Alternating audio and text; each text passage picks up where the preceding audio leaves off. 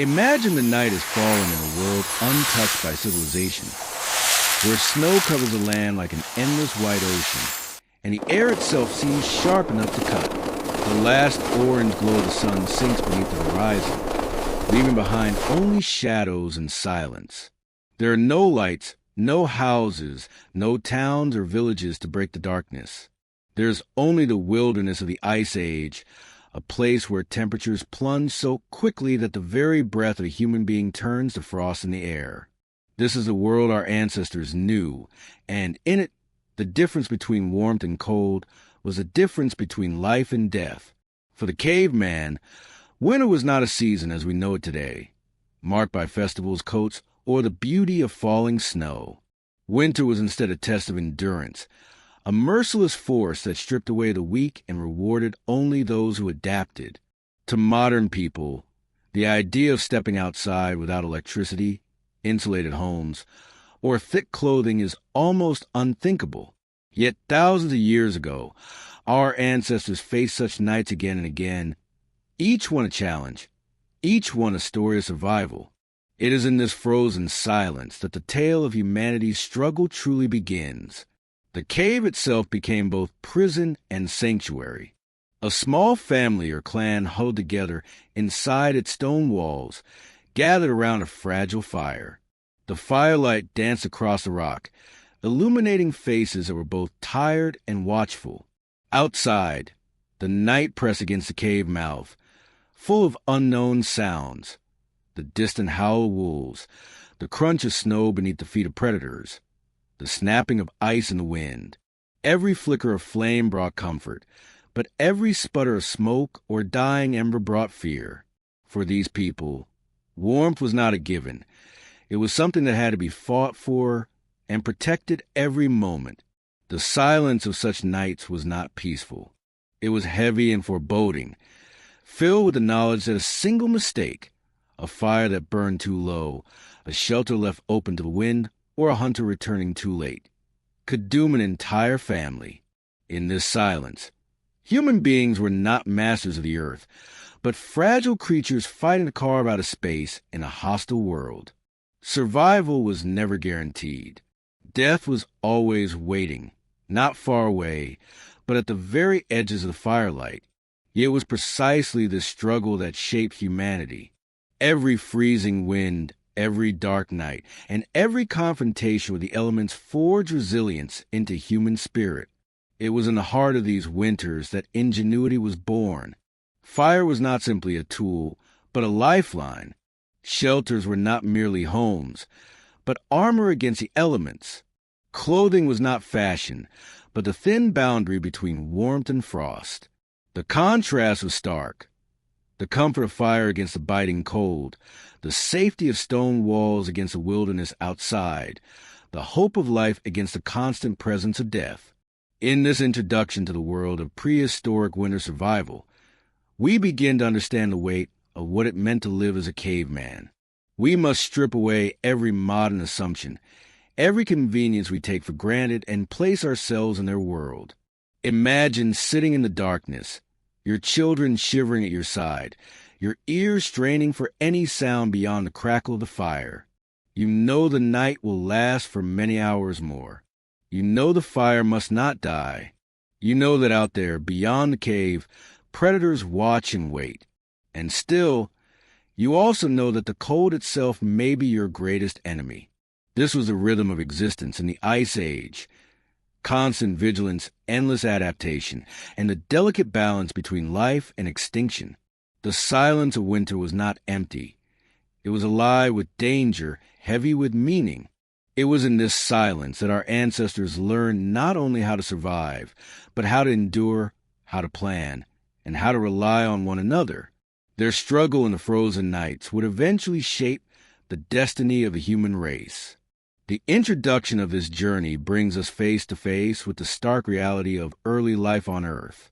It asks us to walk in the footsteps of those who lived before us, to feel the cold they felt, and to sense the fear and hope that came with every winter night. From here, we will go deeper into their world. The harsh climate of the Ice Age, the fragility of fire, the construction of shelters, and the rituals that gave meaning to their lives. But it begins here in the frozen silence, with a flickering flame in the darkness and the knowledge that survival was never certain.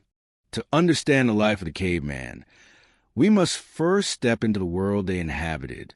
The stage of their existence was not the temperate, stable earth we know today, but the harsh and unpredictable world of the Pleistocene Ice Age.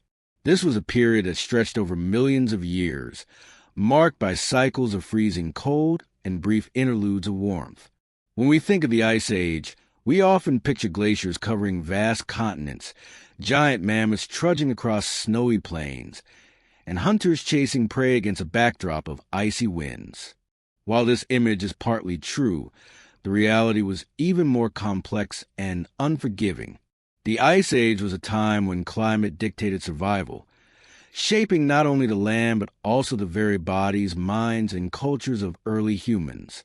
The world was colder, drier, and harsher than anything modern humans regularly experience. Massive ice sheets spread across North America, Europe, and Asia, locking up vast amounts of water and lowering global sea levels. Landscapes that are today fertile and green were once tundra or frozen deserts, stripped bare of vegetation. Winters could last longer than modern seasons, and summers, though sometimes mild, were short and often failed to provide enough warmth to replenish resources. Temperatures fell to levels that could freeze skin within minutes and claim lives overnight if people were unprepared. For cavemen, there was no distinction between bad weather and good weather. There was only the climate, relentless and unforgiving. This climate shaped every choice. Hunting was harder in the snow. Food sources migrated or disappeared altogether. Water, though abundant in ice and snow, was difficult to obtain in liquid form. The world forced its inhabitants into constant movement, following herds, adapting to shifting conditions, and learning to survive where the environment offered no mercy. In contrast to modern life, where survival is largely secure, every day of Ice Age life was a gamble against the climate. Success meant another day of life. Failure meant the silence of extinction. Different species of early humans faced this climate in their own ways. Neanderthals, with their broad bodies and shorter limbs, were better adapted to the cold, their very physique conserving heat against the freezing winds. Early Homo sapiens, though less physically robust, had sharper tools, more advanced clothing, and the ability to form larger, more cooperative groups. Their survival was not only a matter of physical endurance, but of ingenuity and adaptability. The Ice Age did not simply test individuals. It tested entire species, and only those who adapted thrived. This struggle, in turn, carved the path of human evolution.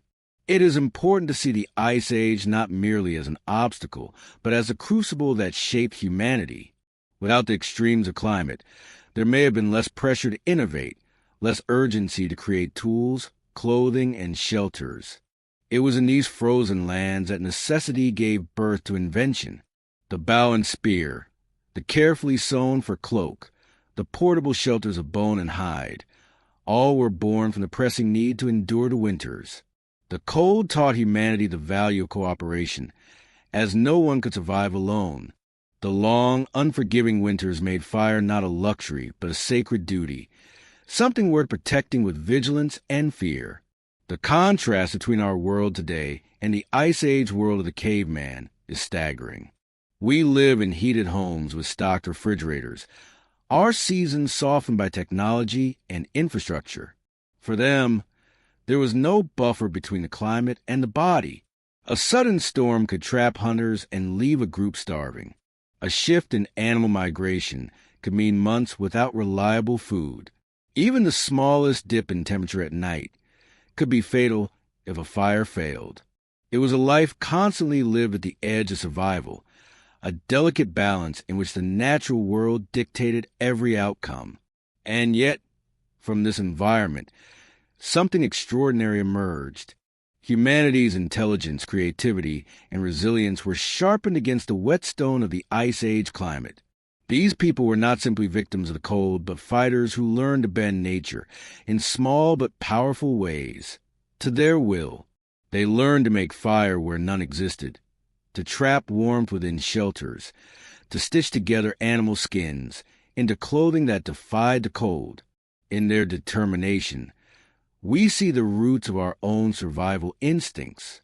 The Ice Age was not only a backdrop, it was an active force, a relentless teacher. It punished weakness but rewarded innovation. It forced people to plan ahead, to imagine solutions before problems struck, to look beyond immediate comfort and toward long-term endurance. Without this crucible of ice and snow, the story of humanity might have been far less remarkable. But with it, we became a species capable of surviving not just in one corner of the world, but across continents, climates, and environments. So, as we continue this journey into the life of cavemen, it is crucial to remember the world in which they lived. A world not softened by convenience, not tamed by technology, but raw and merciless. The Ice Age world forged humanity's will to survive, pushing us to the limits of creativity and endurance. The frozen silence of winter nights, the endless hunger, and the howling winds were not just challenges. They were the forces that shaped who we are. The fire has always been more than just light and heat. For the caveman, fire was life itself. As darkness spread across the frozen landscape, it was fire that held back the cold, kept predators at a distance, and provided a fragile sense of security. But what happened when that fire, the beating heart of the tribe, flickered, sputtered, and finally died at midnight? The sudden silence of flame, the loss of protective glow, was more terrifying than the howls of wolves in the distance. It was a moment when survival became a race against time, and every member of the group felt the weight of danger pressing in. Imagine inside of a cave on such a night. A small group huddles together on beds of straw and animal hides, their faces illuminated by the weak glow of embers. Children are pressed tightly against their mothers, their bodies trembling in the growing chill. Hunters and elders, who had long since learned the dangers of a dying fire, stir awake as the flames vanish into smoke. At first there is silence. Then the cold rushes in, sharp and merciless, and the reality of the situation becomes undeniable. Without fire, the night outside feels closer, more threatening, as though the cave walls themselves are shrinking. The immediate danger was a cold. In an Ice Age night, temperatures could fall rapidly, dropping to levels where exposed skin would freeze in minutes. Without fire, the carefully warmed shelter would begin to cool. The warmth trapped in furs and hides would not be enough to last until morning. The youngest and the oldest were at the greatest risk. Infants could not regulate their body temperature, and the elderly lacked the strength to endure long stretches of cold. Parents, in these desperate moments, would clutch their children to their chests, hoping that shared body heat might be enough to keep them alive until dawn or until fire was rekindled. But cold was not the only fear. Darkness itself carried its own dangers. The light of fire kept predators at bay, its flickering glow warning wolves, hyenas, or cave lions that humans were awake and alert. Without it, the entrance to the cave became an open invitation. Outside, the forest was alive with the sounds of night, the crunch of snow under heavy paws, the distant growl of a hunting cat, the shrill calls of scavengers waiting for weakness. Cavemen knew well that predators could smell fear, blood, and hunger. The absence of fire stripped away their illusion of safety, leaving them vulnerable and exposed in a hostile world. The psychological toll was equally severe. To us, darkness is softened by the knowledge that dawn always comes, that warmth and light are never far away. For cavemen, the night was endless uncertainty. The loss of fire was more than inconvenience. It was terror. In that moment, every story told by elders of demons, spirits, or shadowy hunters seemed real. The walls of the cave, once comforting, became oppressive. The silence between howls became unbearable. Fear itself became an enemy, robbing people of sleep, clouding their judgment and creating panic. What did cavemen do when their fire died at midnight? They acted quickly. Some groups assigned members to guard the fire. Their role was vital as a hunter who brought home food. If the flames faded, someone would rush to the embers, blowing softly, coaxing sparks back to life with dry grass or bark. Others kept backup torches, embers preserved in animal dung, or wrapped in birch bark to carry flame across distances.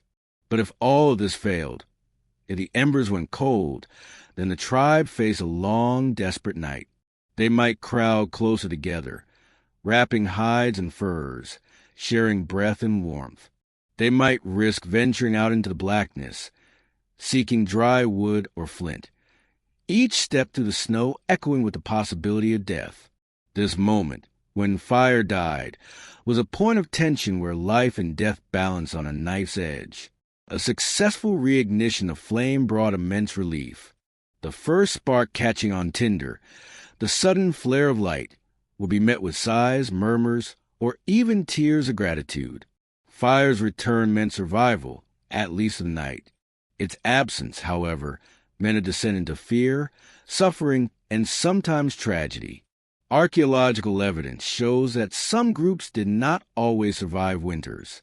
Caves have been found with remains of those who likely perished from cold, their bones telling the story of battles lost against a merciless climate. The contrast is powerful. With fire, the cave was a home, a place of warmth, storytelling, and shared meals. Without it, the same cave became a prison of darkness, where each breath frosted in the air and each heartbeat reminded them of time running out. Fire transformed human existence. Its absence stripped them back to fragility. It is no wonder that fire became sacred in human culture, worshipped, guarded, and passed carefully from one generation to the next. The memory of nights when fire died at midnight was etched deeply into the psyche of early humans, shaping their myths, rituals, and daily vigilance. In these moments, when the fire went out, we see the truth of prehistoric survival. It was never guaranteed, never easy, and never safe. Every night was a test, every ember a hope, every flame a promise of life. The silence of a cave without fire reminds us just how fragile the human story could have been. And yet, from these moments of fear and desperation, resilience was forged. Humanity learned to guard its flame, to invent new ways of striking sparks, to treat fire not just as a tool, but as a companion in the dark. This is the image that lingers as we move forward, a family shivering in the blackness, listening for predators, praying for warmth, and struggling against the unforgiving night. The loss of fire at midnight was more than an inconvenience. It was a confrontation with mortality. It forced cavemen to innovate, to rely on each other, and to never again take the fragile gift of flame for granted. Their survival in these moments was the seed from which our modern security was born.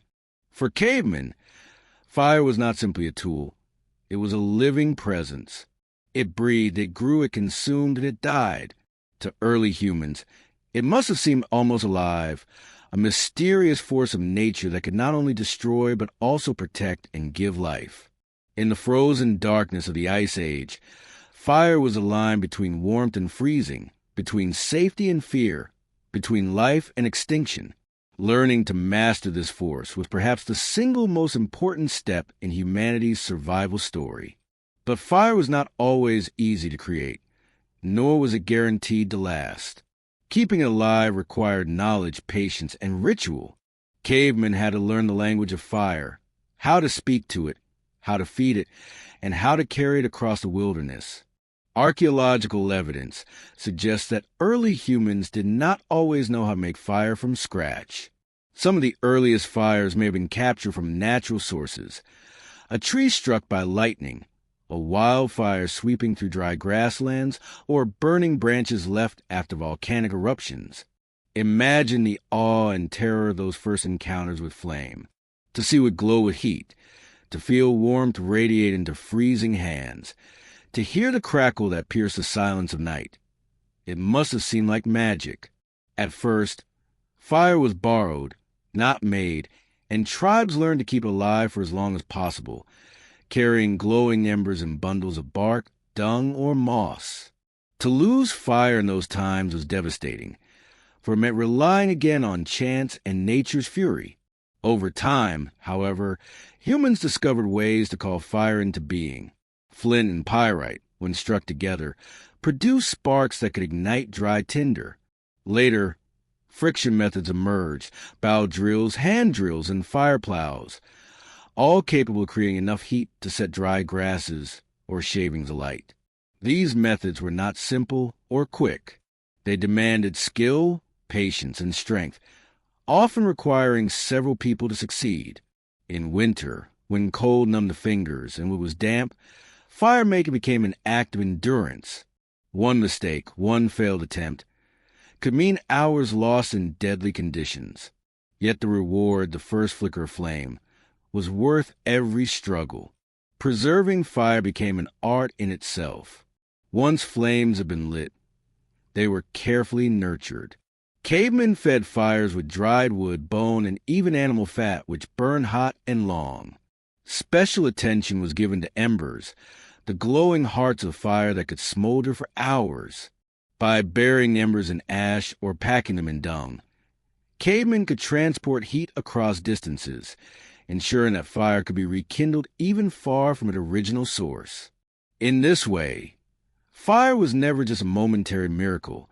It was a continuous companion, carried from place to place, protected as though it were another member of the tribe.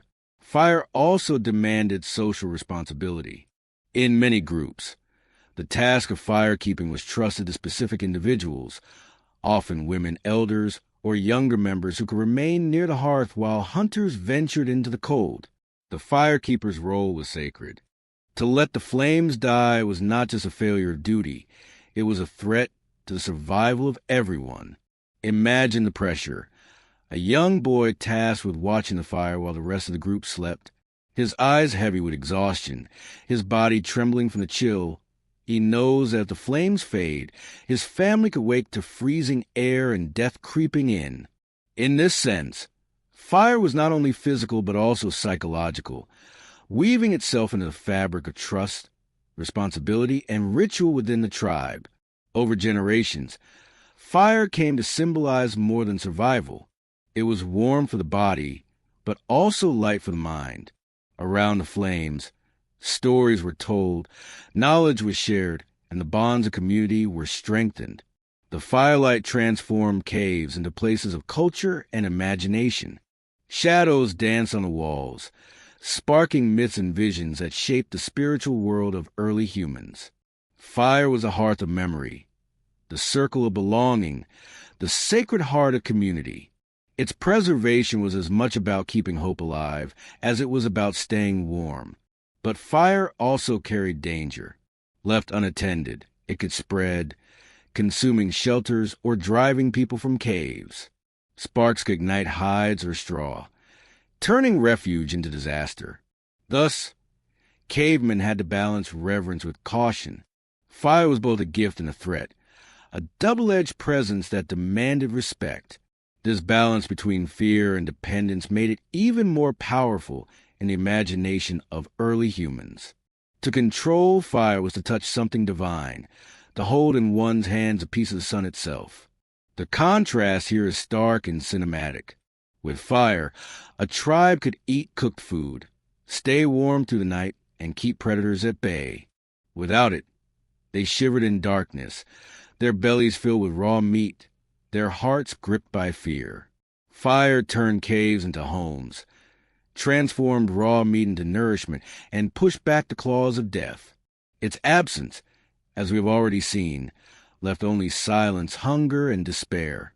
It is no wonder, then, that across cultures and millennia, fire became sacred in myth and ritual. Ancient peoples told stories of fire stolen from the gods, fire gifted by spirits, fire as the eternal spark of creation. These myths reflect the deep truth that fire was never ordinary. It was extraordinary, miraculous, and vital. For cavemen, this was not abstract belief, but lived reality. Every night, they felt the difference it made. Every morning, They gave thanks that the flames had survived. In mastering fire, cavemen unlocked the door to human progress. It allowed them to cook food, unlocking nutrients, and driving away parasites. It hardened their weapons, giving them sharper tools. It provided light for work and protection long after the sun had set.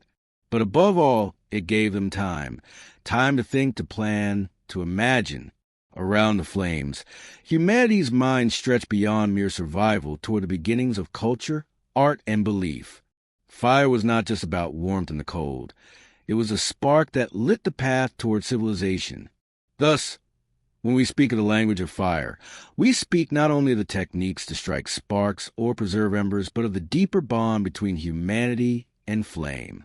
It was a bond forged in desperation, nurtured with patience, and honored with reverence. In learning to make and preserve fire, cavemen did more than survive. They transformed themselves. They became creatures not merely at the mercy of nature, but capable of bending it, shaping it, and carrying a piece of power within their own hands. The night no longer belonged solely to the predators, the cold, or the darkness. With fire, cavemen claimed it for themselves. They carved out warmth in a frozen wilderness, light in the endless dark, and hope in the face of despair. And with every spark struck, every ember preserved, they spoke the language of survival, the language of fire. To the prehistoric mind, fire was more than just a source of light. It was a fragile thread separating life from death. In the unrelenting cold of winter, fire became the heart of survival, a living force that demanded constant attention, vigilance, and respect. Unlike the convenience we enjoy today, fire in the Ice Age world could not be summoned with a spark from a lighter or the strike of a match. It was a rare, treasured possession, often carried from place to place, guarded fiercely, and sometimes fought over between groups. The loss of fire in the middle of the night was not merely an inconvenience. It could be catastrophic, exposing an entire clan to the teeth of winter's merciless cold. The process of keeping fire alive was itself a communal task. Families would arrange their shelters so that fires burned at the center, with sleeping spaces encircling the flames to maximize warmth. Throughout the night, someone had to feed the embers, perhaps a child learning responsibility, an elder too restless to sleep, or a hunter awakened by the howling of wolves outside. They knew the fire must never be allowed to die. For rekindling it was often a challenge. Without fire, warmth disappeared. Cooked food became impossible, and predators lurking in the darkness felt emboldened to draw closer. To keep the fire alive was to keep the spirit of the clan alive. But what happened when fire did die? When the embers faded to gray ash and the shelter was plunged into silence, panic was immediate. The clan knew they had to act quickly. One possibility was to try to rekindle fire from the ashes, using primitive techniques like blowing gently on smoldering coals and feeding them with dry moss, bark shavings, or animal fur. If luck was on their side, tiny flames would lick upward, returning life to the hearth. If not, someone had to brave the night to seek fire elsewhere. This could mean venturing into the snow to find a neighboring camp, or even chasing the faint glow of lightning struck, with smoldering in the distance. Imagine the desperation of a man stumbling barefoot across ice, clutching a burning stick taken from another clan's fire, running through the night as the wind threatened to extinguish his only chance of saving his family. The methods of making fire were painstaking and unreliable. Early humans may have used friction-based techniques, spinning a wooden drill against a base until smoke rose, or striking flint against pyrite to release sparks. But in damp winter air, with numb fingers and trembling bodies, these methods often failed. This is why fire was treated almost like a sacred inheritance. It was guarded, sheltered from the rain and snow, and sometimes transported in bundles of smoldering moss tucked carefully into animal horns or bark containers. To lose it was to risk everything, and to recover it was celebrated as though life itself had been restored. Around the fire, life took on rhythm and ritual. It was here that food was roasted, skins were dried, and tools were crafted. The flickering flames cast shadows on the walls of caves, shadows that may have inspired early art and storytelling. Fire brought people together, allowing them to share warmth, stories, and songs. Children learned their first lessons about survival here, watching elders carefully tend flames and listening to tales of hunts and spirits. The fire was both a physical and psychological anchor, its glow offering a sense of safety against the endless dark of winter nights. Yet fire also demanded respect. A neglected fire could burn down a shelter or spread into the forest. Sparks could ignite clothing or fur blankets, creating chaos in a world without water buckets or fire breaks. In this way, fire mirrored life itself, precious, fragile, dangerous, and vital. Prehistoric humans came to see it as more than a tool. Many cultures later developed myths describing fire as a divine gift, stolen from gods or granted by spirits. Though we cannot know exactly what Ice Age clans believed, it is easy to imagine them attributing mystical significance to this glowing force that consumed wood and breathed smoke, much like a living creature. When winter deepened, fire was no luxury. It was a heartbeat of survival. Its crackle was a song of reassurance. Its warmth was a shield against death's embrace. For the caveman, to sit before the fire on a bitter night was to know both vulnerability and power. In the dance of flames, they saw not just light, but the promise of another dawn. And so, across millennia, fire remained their constant companion, the thread connecting darkness to safety, cold to warmth, fear to hope. For prehistoric humans, a shelter was not just a structure. It was a fragile shield against the endless winter and a second skin that stood between survival and extinction. In the Ice Age world, nights could stretch for hours, the wind slicing like knives across the open plains, while snow buried the land in silence. To step outside without protection was to invite frostbite, weakness, and ultimately death. Thus, building and maintaining shelter was as critical as finding food or fire. Where one slept often determined whether one would wake again. The most ancient and reliable form of protection was the cave. Nature itself offered these sanctuaries, hollows carved in the cliffs, caverns shielded by stone, or shallow overhangs where families could cluster close to their fire. Caves had many advantages. Thick stone walls blocked the icy winds. Ceilings dripped with condensation that could be collected for water, and entrances could be guarded with piled rocks or branches. But caves also had dangers. They were often damp and dark, with limited light even during the day. Some were already occupied by predators such as cave bears or lions, forcing humans to either avoid them or battle for control. Yet when secured, caves became centers of life, their walls preserving the earliest expressions of human imagination through paintings of bison, mammoths, and hunters, images that may have been both decoration and ritual protection. Not every group had access to caves, however. For those wandering across open tundra or endless plains, they had to craft shelters with their own hands, using whatever materials the frozen landscape offered. One of the most ingenious solutions was the mammoth bone hut. Archaeological sites in Eastern Europe reveal entire dwellings constructed from tusks, ribs, and skulls of mammoths.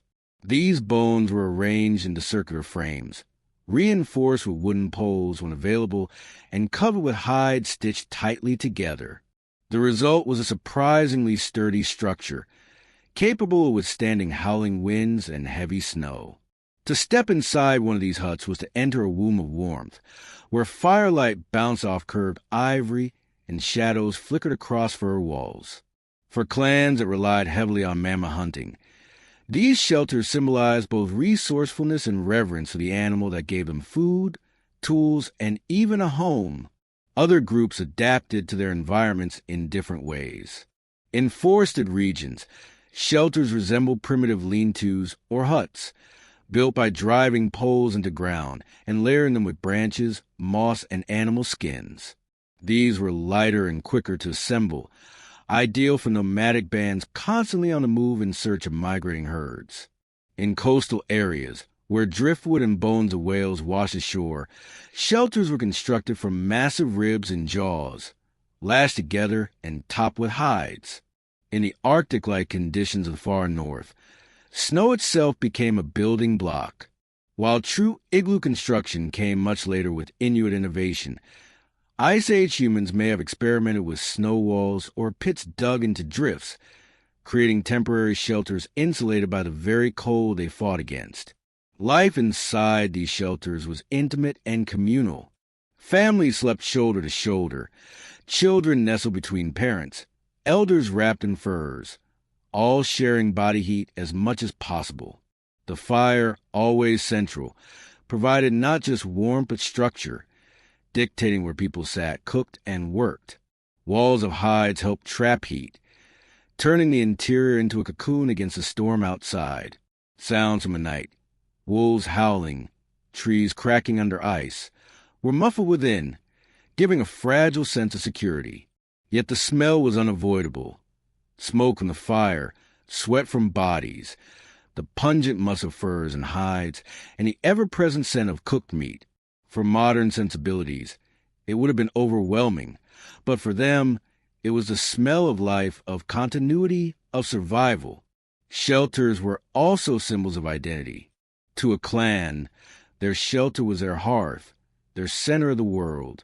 It was where children were born, where the injured were healed, and where the dead might be mourned. It was within these structures that language evolved, stories were told, and traditions passed down. The very act of building together strengthened bonds. Men hauling heavy bones or logs, women sewing hides with bone needles, children gathering moss and grass for bedding.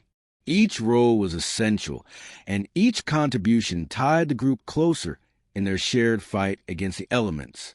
The contrast between shelter and exposure could not be greater. Inside, the glow of fire and the press of warm bodies offered hope, laughter, and perhaps even song. Outside, the world was frozen silence, a place where a misstep could cost fingers, toes, or a life. This constant awareness gave shelter an almost sacred weight. To lose it, to have a storm tear through hide walls, or a fire burn down one's only refuge, was to face terror. Clans without shelter were forced into desperate migrations, trudging through snow in search of new caves or materials. Every hour a gamble against death. Over time, humans improved their designs, experimenting with layered insulation, storage pits dug into floors, and entryways designed to block wind. Some shelters even show evidence of division, separate areas for sleeping, tool-making, or storing food. This organization hinted at the birth of domestic life, of a world where survival was no longer about the individual, but about shared space, shared labor, and shared future. In these fragile shelters, the seeds of home were planted. Ultimately, shelters were not just physical structures. They were psychological armor. They turned chaos into order, wilderness into hearth, and fear into comfort. To curl beneath a mammoth hide roof, listening to the storm rage outside, was to feel a fragile triumph over nature. Every night spent within was a small victory, and every dawn that broke with the shelter still standing was a reminder of human resilience. From caves to huts of bone and hide, prehistoric shelters were monuments to ingenuity, endurance, and the eternal human drive to carve a safe place in a dangerous world. When winter tightened its grip on the prehistoric world, food became the most urgent concern of all. In summer and autumn, the land to be generous. Berries ripened on bushes, rivers teemed with fish, and herds of animals grazed across the plains. But once the snow fell and the ice deepened, much of this abundance vanished. Plants withered, rivers froze, and prey animals migrated south or into sheltered valleys. For cavemen, hunting in the snow was not simply about finding food. It was a matter of survival against starvation. Every hunt was a gamble, where failure meant hunger gnawing at the bellies of children and elders, and success meant life prolonged for another week. Hunting in winter demanded patience, endurance, and strategy. Unlike the warmer seasons, when smaller animals like rabbits, birds, or fish could supplement meals, the Ice Age winter forced hunters to focus on large game. Mammoths, woolly rhinoceroses, bison, reindeer, and wild horses became the primary targets. These animals offered massive returns. Thousands of pounds of meat, thick hides for clothing and shelter, and bones for tools. But they also posed enormous risks. To face a mammoth in the snow was to challenge a beast many times stronger than any man, capable of trampling hunters with ease. Success required teamwork, planning, and often sheer bravery. Hunters used the landscape itself as a weapon. Snow and ice slowed both predator and prey, but humans turned this into an advantage through cunning. They would drive animals into narrow valleys, toward cliffs, or into pits dug beneath the snow. Archaeological evidence suggests some groups constructed primitive traps by lining trenches with sharpened stakes and disguising them under branches and snow. Herd animals like reindeer or horses could be stampeded toward these traps, creating chaotic scenes where hunters rushed in with spears to finish the kill. Others relied on persistence hunting, following prey across the snow for hours or even days, exhausting the animal until it collapsed from fatigue, at which point hunters closed in for strike. The tools of the hunt were simple yet effective. Spears tipped with flint or bone points were the primary weapons, sometimes thrown by hand, and sometimes hurled with the aid of an atlatl, a spear thrower that increased force and distance. Hunters bound stone blades to wooden shafts, ensuring that even if one broke, others could quickly replace it. Bows were rare or non-existent in the earlier Ice Age, so close combat was often necessary. Imagine the terror and determination of men creeping through the snow, furs wrapped tight around their bodies, spears gripped in their hands, eyes fixed on the steaming breath of mammoth just ahead. Each step carried the weight of their family's hunger. But hunting was not only about brute force. It was about knowledge passed down through generations. Hunters knew how to read tracks in the snow, distinguishing the wide prints of bison from the delicate hoof marks of deer.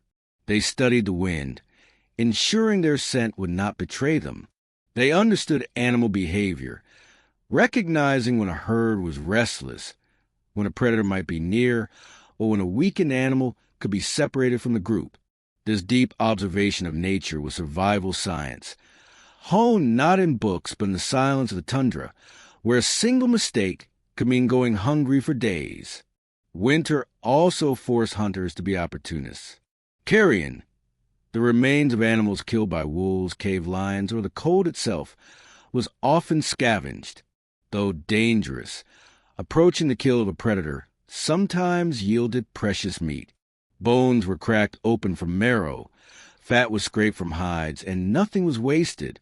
Even frozen carcasses buried under snow could be dug out and thawed by fire, providing nourishment when no fresh game could be found. In this way, prehistoric humans displayed a resourcefulness unmatched by many other species, turning scarcity into survival. Food storage was another critical strategy. When a large animal was killed, the meat could not be eaten all at once. Instead, it was preserved. Winter itself acted as a natural freezer, with carcasses stored in snowbanks or buried in icy pits. Some groups dried strips of meat over fire, creating early forms of jerky. Fat was especially prized, both for energy and as fuel for lamps made from stone bowls. By stockpiling these resources, clans built a fragile buffer against the leanest weeks of the season. But storage also carried risks. Other humans or predators could steal from these caches, leading to tension and sometimes violence between groups. The hunt was also a test of social bonds. Cooperation was essential. A single hunter could rarely bring down large prey on his own. It required coordination, trust, and discipline. Some distracted the animal, while others moved in for the killing thrust. Children and elders might watch from a distance, learning or waiting to help butcher the kill. Once the animal fell, The entire clan participated in cutting, carrying, and preparing the spoils. Victory was shared, but so too was failure. If a hunt ended with empty hands, the clan suffered together, tightening their belts and hoping the next attempt would succeed. There was also a spiritual dimension to hunting in the snow. Many early cultures saw animals as more than prey. They were beings with spirits, givers of life who sacrificed themselves so humans could endure. This belief likely arose in the Ice Age, when the stakes of each hunt were so high. Rituals before or after a hunt may have been performed, dances, offerings, or markings on bones to honor the fallen beast. Cave art depicting herds of animals, sometimes pierced by arrows or surrounded by hunters, may have served as both storytelling and a form of magical thinking, an attempt to summon success through imagery around the fire at night. Hunters may have spoken to the spirits of the mammoth or bison, asking forgiveness and giving thanks. The dangers of hunting in winter cannot be overstated. Hunters risk frostbite, exhaustion, injury, and death. A broken leg in the snow could doom a man. A wounded animal could turn on its pursuers, crushing them beneath hooves or impaling them on horns. Predators drawn to the scent of blood often arrive quickly, forcing humans to fight not only for their meal, but for their lives. In some cases, a single disastrous hunt might cripple a clan, leaving them too weak to recover until spring. Yet for all its risks, hunting was a heartbeat of survival. Each successful kill was celebrated, not just as nourishment, but as proof of human resilience against the frozen world. The fire burned brighter with new fuel. The shelter felt warmer with full bellies, and songs or stories carried on the smoke of roasting meat. In those moments, the harshness of winter seemed almost bearable. The hunt was more than survival. It was identity, a reaffirmation of humanity's role as both predator and prey in the eternal struggle of life and death. In the snow-covered silence of the Ice Age, hunting was not a choice but necessity.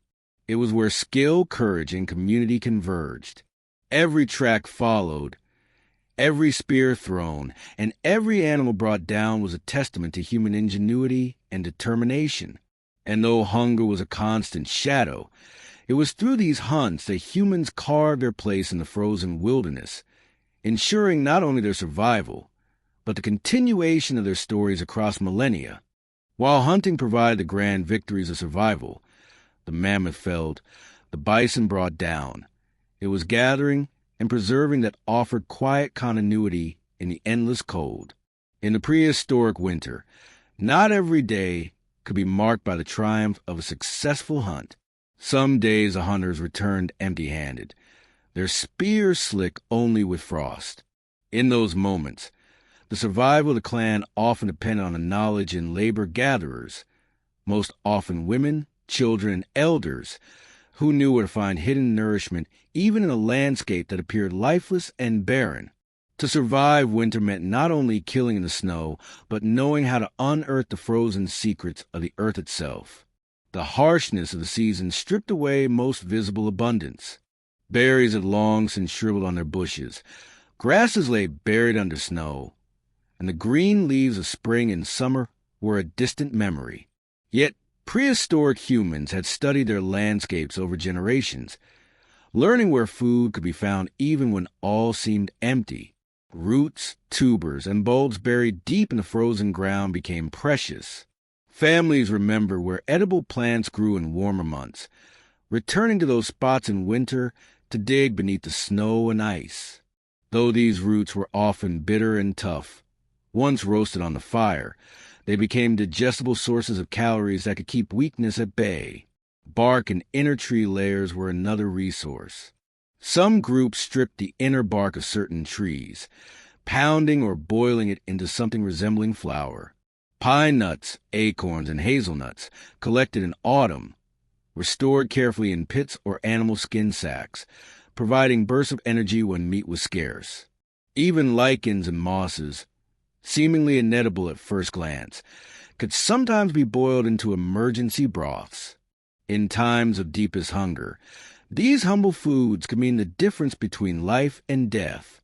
This resourcefulness demonstrates that prehistoric survival was not only about brute force and hunting skill, but about ecological memory, an intimate knowledge of the land that saw food not just in animals but in stones, bark, and roots. Preservation was equally vital.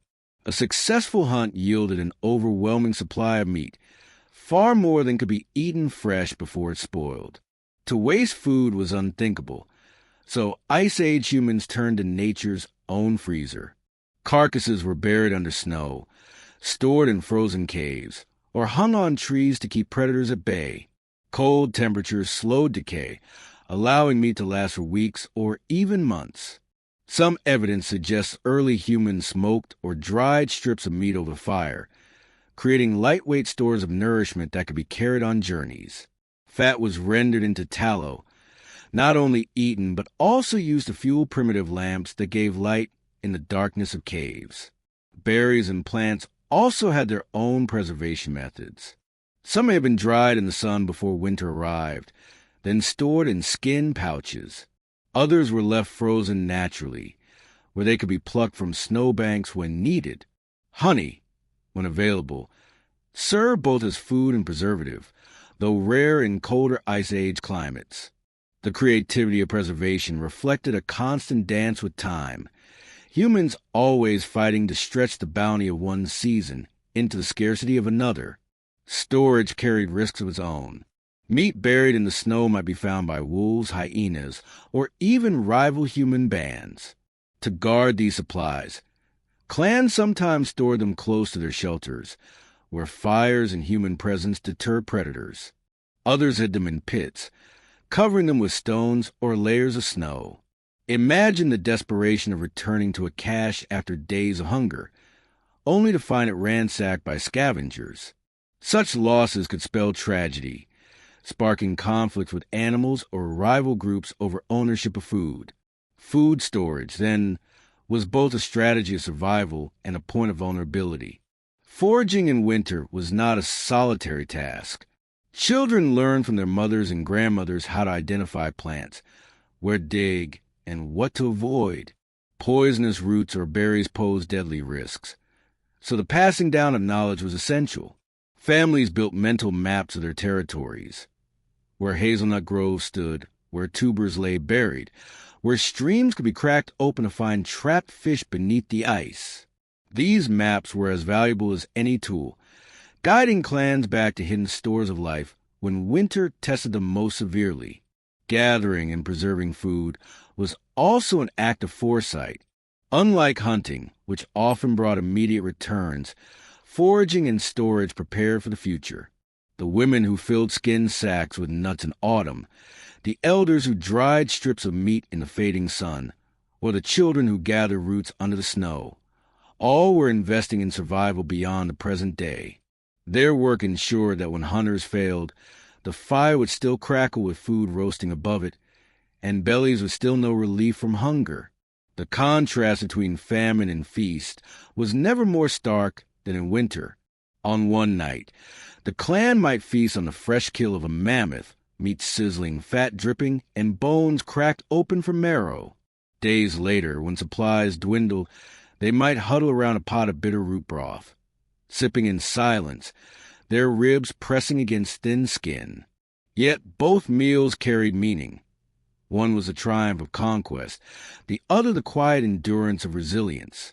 Together, they painted the true picture of prehistoric survival, not a story of constant glory, but of cycles of abundance and scarcity, each endured with ingenuity and grit. The act of preservation was, in its own way, an act of hope. To dry meat, to bury food, to save berries for later, all were silent promises that tomorrow was worth preparing for. It revealed a deep human instinct not just to live in the moment, but to envision a future, however uncertain. In this sense, food storage was more than practical. It was psychological, a comfort that reassured the clan that hunger could be delayed, that the icy hand of winter could be held at bay just a little longer. In the frozen silence of the Ice Age, gathering and preserving food was as vital as the spears of hunters or the flames of firekeepers. It was a steady heartbeat beneath the drama of the hunt, the unseen labor that wove survival through the leanest of months. When the snow lay deep and the wind screamed across the plains, it was these hidden caches of roots, nuts, dried meat, and frozen stores that allowed humans to endure. And though their contributions may not have carried the heroism of the hunt, they were the quiet victories of foresight, patience, and knowledge, victories without which humanity would not have survived. The Ice Age world was alive with creatures both majestic and terrifying, a bestiary that shaped the daily existence of prehistoric humans. To step outside one's shelter was to enter a living battlefield where every encounter with an animal could mean nourishment, danger, or death. The freezing landscape was not empty. It pulsed with life uniquely adapted to the cold. Woolly mammoths trudging across the plains, saber-toothed cats stalking in silence, reindeer sweeping past in vast herds, and wolves howling under the pale moon. For humans, these animals were not merely background. They were partners in survival, rivals for resources, and symbols woven deeply into the spiritual fabric of their world. Among the most important to humans was the mammoth, towering, wool-covered giants with sweeping tusks. Mammoths were both a source of awe and sustenance. They provided meat enough to feed an entire clan for months, hides for warmth and shelter, bones for tools, and tusks for carving. But to hunt one was a terrifying ordeal. A single misstep could see a hunter trampled into the snow. Still, their presence shaped human strategy, drawing groups to follow their migrations and inspiring reverence that echoed in cave art and carved figurines. To kill a mammoth was to both conquer nature and depend utterly upon it. Alongside mammoths roamed the woolly rhinoceroses, short-tempered, thick-skinned beasts with deadly horns. Unlike the mammoth, they could not easily be herded or trapped, and so encounters with them were often deadly. Bison and wild horses also filled the plains, providing crucial food sources but requiring skill and cooperation to bring down. Reindeer, with their seasonal migrations, became especially significant. Their hides were lighter and more flexible than mammoth skin, perfect for clothing. Their meat was lean but plentiful, and their antlers carved into tools. Watching the reindeer herds pass across the tundra must have filled early humans with both hope and longing, for these animals marked the rhythm of the seasons themselves. But the Ice Age was also defined by predators, rivals whose skill in hunting equaled or surpassed humanity's own. Chief among them were the saber-toothed cats, whose elongated fangs gleamed like ivory daggers. To see one was to glimpse death embodied, powerful, silent, and fast. Few human groups would have dared challenge him directly, but clashes over carcasses were inevitable. A half-frozen reindeer found in the snow might already be claimed by one of these predators, and any attempt to steal from them risked lives. The cave lion, larger than today's lions, was another formidable foe, sometimes hunting in prides and capable of bringing down massive prey. For humans, these predators were not abstract threats. They were constant, living reminders that humans were not the only hunters in the snow. Wolves, however, tell a more complicated story. At first, they were fierce competitors. Packs followed herds just as humans did, often reaching a kill first. Their howls could be both warning and intimidation, a reminder that the night was theirs. Yet over time, wolves became more than rivals. They became companions. Evidence suggests that during the Ice Age, some humans began forming bonds with certain wolves, offering scraps of food in exchange for loyalty, protection, or assistance in the hunt. From this fragile beginning, the earliest domesticated dogs were born. This relationship changed survival itself. Wolves became allies, warning of predators, helping track prey, and sharing warmth by the fire. In the frozen silence of the Ice Age, this bond between species was perhaps one of the greatest survival innovations of all. Smaller animals also played their role. Hares, birds, and rodents could provide quick meals, though catching was often difficult in the snow. Fish trapped beneath ice were another vital food source, when tools allowed for holes to be cut into frozen rivers. Yet each catch carried risk. Thin ice could break. Freezing water could steal lives in minutes. Still, these smaller meals filled gaps between the great hunts, reminding clans that survival was built on both grand victories and humble persistence. The relationship between humans and animals was never simple. Each creature was a source of life, but also a rival or a danger. This duality seeped into the spiritual imagination of early humans. Animals were painted on cave walls in dazzling detail. Mammoths, bison, reindeer, horses, sometimes pierced by spears, sometimes depicted in flowing motion. Scholars debate whether these paintings were hunting magic, rituals to summon success, or simply expressions of awe. What is certain is that animals were at the center of prehistoric thought.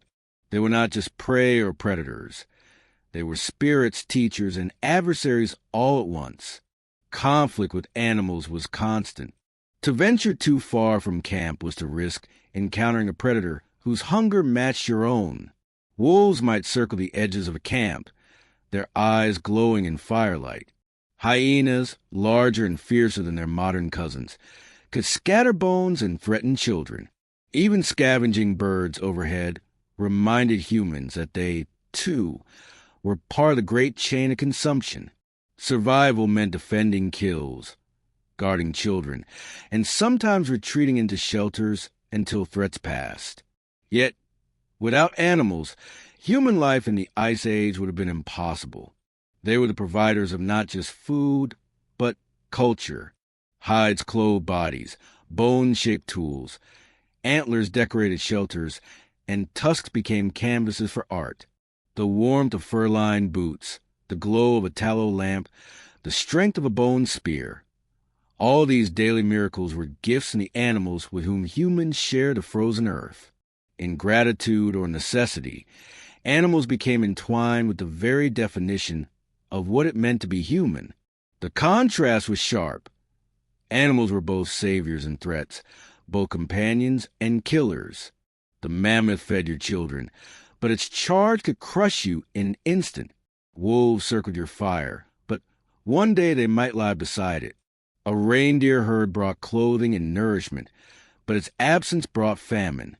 For prehistoric humans, animals were the very embodiment of the precarious balance of life in winter, a reminder that survival was always fragile, always contested, always shared with other beings of flesh and blood.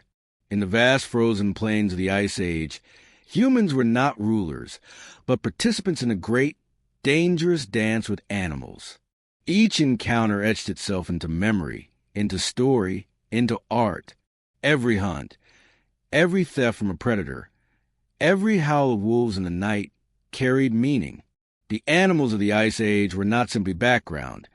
They were central to the story of human survival, shaping how our ancestors lived, dreamed, and endured. Without them, the Ice Age would have been an empty silence. With them, it was a world teeming with challenge and possibility, danger and hope, death and life intertwined. Survival in the Ice Age was not merely a physical struggle against hunger, predators, and the cold. It was also a deeply psychological battle. The human mind, fragile yet adaptable, carried its own burdens through the endless months of snow and darkness. Winter was not just an external season. It was an internal experience, shaping the thoughts, fears, and dreams of prehistoric people in profound ways. To survive the Ice Age meant to keep one's spirit alive, to nurture hope when despair loomed, and to find strength in community when isolation threatened to break the will. Fear was ever present, a constant shadow over daily life. The fear of hunger gnawed at people as sharply as the wind cut their skin. Every time the food stores ran low, every time a hunt failed, clans faced the terrifying possibility of starvation. The sight of children crying from hunger must have been unbearable, a primal dread that haunted parents and elders alike. Predators also fueled fear, their howls echoing in the night, reminding humans that they were not at the top of the food chain. Even the silence of the frozen tundra carried dread, for it meant emptiness. No herds, no movement, no life. This silence pressed on the mind, making every step into the snow a march into uncertainty. Yet fear was also a teacher. It sharpened instincts, forced cooperation, and kept people cautious. Fear was the reason hunters moved silently, the reason scouts read every track in the snow, and the reason fires were kept burning through the long night. Fear, in its paradoxical way, was part of survival. To be fearless in the Ice Age was to be reckless. To be afraid was to remain alive. But alongside fear, hope was equally vital. Hope came from many sources, sometimes from the sight of migrating herds on the horizon, sometimes from the birth of a child, sometimes from the simple act of lighting a fire that burned through the night. Hope was a belief that spring would return, that hunts would succeed, that the clan would endure another season. It was fragile, easily broken by tragedy, yet endlessly reborn. Hope was carried in songs whispered around the fire, in cave paintings that honored animals and hunts, in rituals that called upon spirits for protection. These practices were not mere superstition. They were psychology in action, ways of keeping the human spirit alive in an unforgiving world. Community played the greatest role in maintaining resilience. Alone, a human in the Ice Age was doomed. Together, clans forged bonds that strengthened their minds as well as their bodies. Around the fire, stories were told, not only to pass time, but to remind each other of who they were. Stories of past hunts, of ancestors, of spirits watching over them gave people meaning beyond the daily struggle. Shared laughter, even in the face of hardship, could lift heavy hearts. The knowledge that others depended on you gave purpose, while the presence of others in turn provided comfort. Psychological resilience was, at its core, a collective effort. Resilience also required adaptability. The human brain, unlike any other creature's, could imagine, plan, and create. When the world grew colder, people learned to sew tighter clothes, build stronger shelters, and invent new hunting strategies. Every innovation sparked hope, a mental anchor against despair.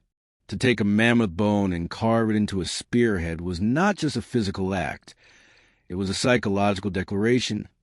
We will not be defeated. This creative spirit turned fear into problem-solving, and despair into determination. Still, the winters tested minds to their breaking point. Long nights, where darkness stretched for 16 hours or more, could weigh heavily on people. Modern humans know the struggles of isolation, seasonal depression, and the toll of limited sunlight. Ice Age humans face these conditions without the comforts of certainty or abundance. Some must have felt hopeless, overwhelmed by grief or exhaustion. And yet, the evidence of their survival shows that most endured.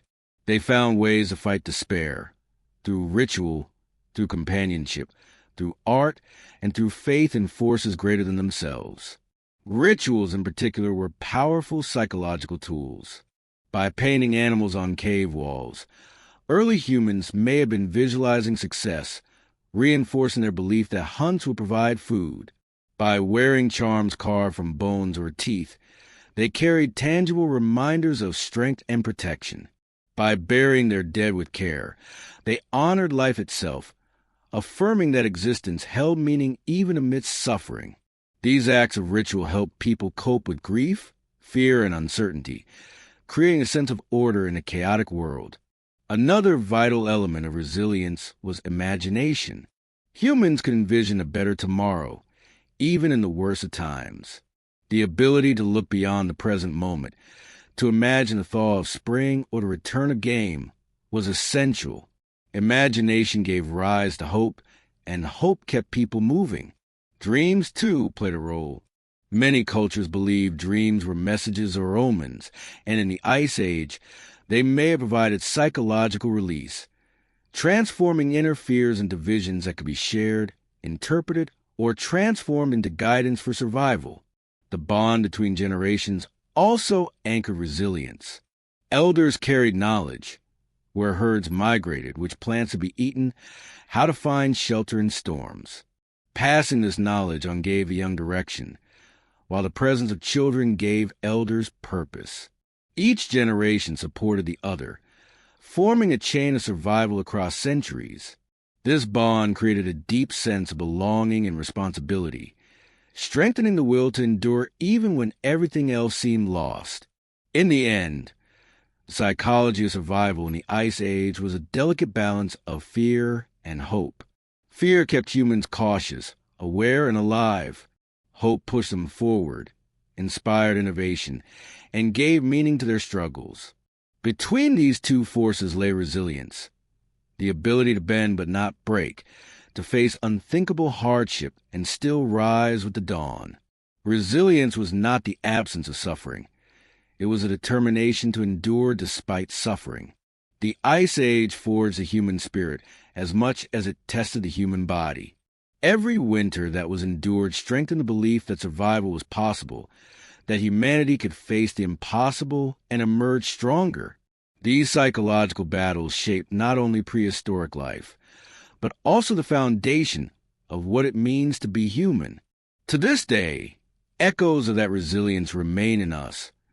The capacity to hope in the darkest times, to find strength in community, and to carry on when fear threatens to consume us. The prehistoric people who faced endless winters left us more than bones and artifacts. They left us the gift of resilience itself, the unyielding will to live. In the frozen silence of the Ice Age, when survival was a daily battle against hunger and cold, one might assume there was no room for art. And yet, prehistoric people found the time, energy, and spirit to create.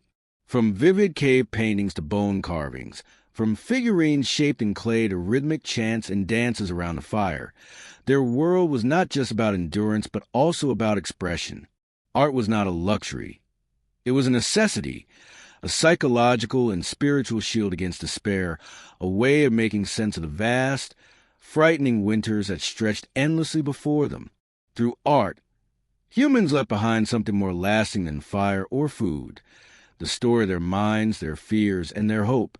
Winter's influence is written all over prehistoric art. Caves across Europe, Lascaux in France, Chauvet with haunting lions, and Altamira in Spain contain breathtaking murals of animals. Bison, mammoths, reindeer, and woolly rhinoceroses leap across stone walls in motion, their shapes lit by the flickering glow of torches.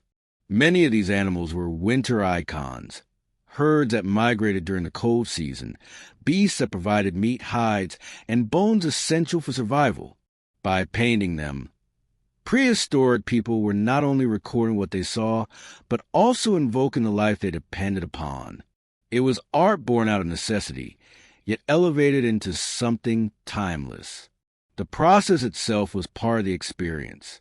Imagine a small group huddled deep inside a cavern, torches smoking, shadows shifting across uneven stone. Pigments were ground from ochre, charcoal, or crushed minerals mixed with fat or water.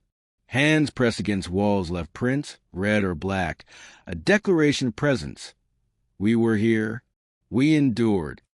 Some figures were painted with such care and fluidity that they still feel alive today, capturing the strength of a bison or the grace of a horse. For Ice Age humans, these images may have been more than decoration. They were prayers, rituals, attempts to bind the chaos of nature within the boundaries of human imagination. Beyond painting, carving and sculpture flourished even in the harshest winters. Small figurines carved from bone, ivory, or stone have been found scattered across Ice Age Europe. The famous Venus figurines, exaggerated forms of the human body, often female, with wide hips and rounded features, are believed to have represented fertility, abundance, or perhaps the eternal cycles of life and survival. In a season when death and scarcity loomed large, these figures may have served as talismans of hope, reminders of birth, renewal, and the continuity of the clan. To hold one of these small figures during the bleakest months might have been to feel reassured that life would return when the snow melted. Music and sound also played a role in winter expression. Flutes made from bird bones and mammoth ivory have been discovered, some dating back more than 35,000 years. These instruments, carved with astonishing precision, would fill dark shelters with notes that echoed like birdsong against a storm outside. Rhythmic drumming, perhaps using hollow logs or stretched hides, may have accompanied rituals, creating a heartbeat for the clan. In the dead of winter, when silence pressed heavily on the mind, music brought movement, energy, and connection. It was not just entertainment. It was a way to fight despair, to strengthen unity, and to turn survival into ceremony. Winter art was often tied directly to ritual. Some scholars believe cave paintings were connected to hunting magic, with animals depicted to ensure successful hunts. Others argue they were part of initiation ceremonies, where young members of the clan were introduced to the mysteries of life, death, and survival. The truth may have been both, for art in this period was rarely separate from function. To paint, to carve, to sing, these were acts of survival as much as cooking or hunting. They gave people a sense of control over a world that otherwise seemed merciless and uncontrollable. There was also the role of storytelling. Around the fire, during the endless nights of winter, clans would have shared tales. Some stories may have explained the stars above, turning constellations into hunters, beasts, or spirits that guided them through the dark. Others may have recounted past hunts, heroic struggles, or the wisdom of ancestors. These spoken arts required no pigment or tool, only memory and imagination, yet they were as important as any painting. Through stories, knowledge was passed down: where to find shelter, how to track animals, what plants could heal sickness. But more than that, stories gave meaning. They transformed survival from a mechanical act into a human one, tying the present to the past and to the future. The contrast between the bleakness of winter and the richness of artistic expression is striking. Outside, the world was white, gray, and silent, an endless desert of ice. Inside, caves blazed with color, shelters pulsed with music, and stories gave shape to the invisible. This duality, the cold void beyond and the warm creativity within, captures the very essence of prehistoric resilience. Even in their darkest moments, humans insisted on beauty, insisted on memory, insisted on leaving marks that outlasted their fragile lives. These artistic acts also strengthened community. Painting was often done collectively, with multiple hands working on a single wall. Carvings and figurines could be shared, traded, or given as gifts. Songs and dances were communal, drawing everyone into rhythm and harmony. In this way, art was not only personal expression, but also a social glue, binding individuals together into something larger than themselves. It was in these shared expressions that clans found identity, pride, and a sense of belonging.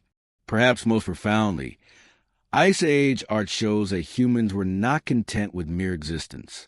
They wanted transcendence. They wanted to see the world not just as it was, but as it could be imagined, transformed, and remembered. That desire to create, to symbolize, to communicate beyond the moment was what truly separated humans from the other creatures of the Ice Age. Mammoths and lions survived winters with strength and instinct, but humans survived with imagination, and that imagination, etched into stone and carved into ivory, still speaks across tens of thousands of years. The legacy of this art is not just aesthetic. It is emotional. To stand today in a cave and see the handprint of a prehistoric person is to feel their presence across time, a whisper from one winter to another. They, too, huddled in the dark, fearing hunger and death, yet they chose to leave behind beauty. They chose to sing, carve, paint, and dream. They chose to defy the cold, not only with fire and shelter, but with creativity. In the end, prehistoric art was not separate from survival.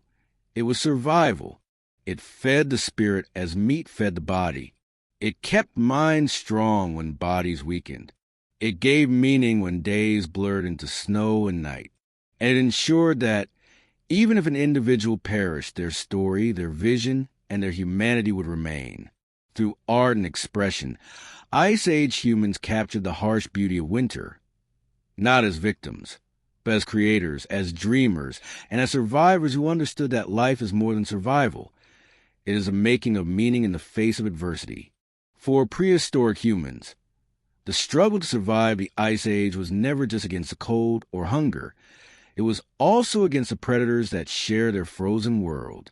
Wolves howled in the distance. Cave lions prowled the shadows, and even the mighty saber-toothed cats lurked, their elongated fangs ready to pierce the flesh of prey. To survive winter meant to fight for resources not only against the environment, but against beasts that were stronger, faster, and more accustomed to the cold. Humans were not kings of their world yet. They were competitors in a brutal food chain, often prey as much as predator. The most constant adversaries were wolves. These pack hunters mirror humans in many ways: cooperative, intelligent, and highly adaptable. A hungry wolf pack in the dead of winter was a terrifying force, capable of surrounding prey and bringing it down with relentless endurance. For humans huddled in shelters, the howls of wolves at night were reminders of the thin line between safety and vulnerability. Yet, over time, humans would not only fear wolves, but also begin to form an unlikely partnership with them. Archaeological evidence suggests early domestication began in the Ice Age, when the bond between humans and certain wolves transformed enemies into allies.